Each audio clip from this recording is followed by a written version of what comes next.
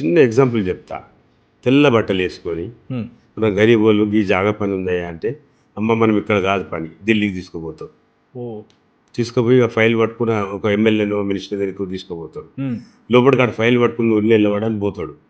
ఎవరితోడు కలుస్తాడో తెలియదు, ఏం తెలియదు. అయిపోయింది ఆ పని, ఒక 2 లక్షలు తెచ్చుకో, మళ్ళీ ఒకసారి వచ్చే వరకు సంతకం అయిపోతుందండి. అట్లా మోసాలు చేసి చాలా తీసుకొస్తాం మన వాళ్ళ దగ్గర డబ్బులు రివర్స్ ఇప్పించాను. అదొకటి. మన దగ్గర ఏదైనా ల్యాండ్ కేసులలో ప్రాబ్లం అయినా డబ్బులు తీసుకొని మళ్ళీ ఫోన్ కూడా లేపకుండా సతాస్తారు మీరు. అలాంటి వాళ్ళు కూడా తిట్టి డబ్బులు ఇప్పించారు. అట్లా చాలా జరుగుతుంటాయి సిటీలో, ఒక అంబర్పేటే కాదు. అంటే అంబర్పేట శంకర్ అన్నగా అందరికి పరిచయము. అంబర్పేట అనేది తీసేస్తే ఏంటన్న అసలు పేరు? చిన్న పోయిన. అంటే చాలా మందికి ఎక్కడ సెర్చ్ చేసినా అంబర్పేట శంకర్ అన్న వస్తుంది. అసలు నా పేరు చిన్న పోయిన శివశంకర్.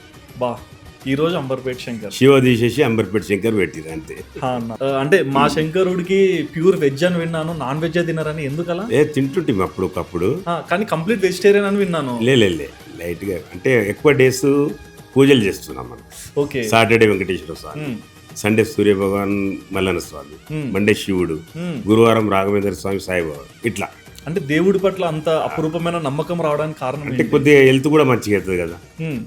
హెల్త్ మంచిగా అవుతుంది, కొద్దిగా వాటిని దూరం పెడితేనే బెస్ట్. కొద్దిగా ఏజ్ వచ్చినాక నాన్ వెజ్ తక్కువ చేస్తేనే బెస్ట్.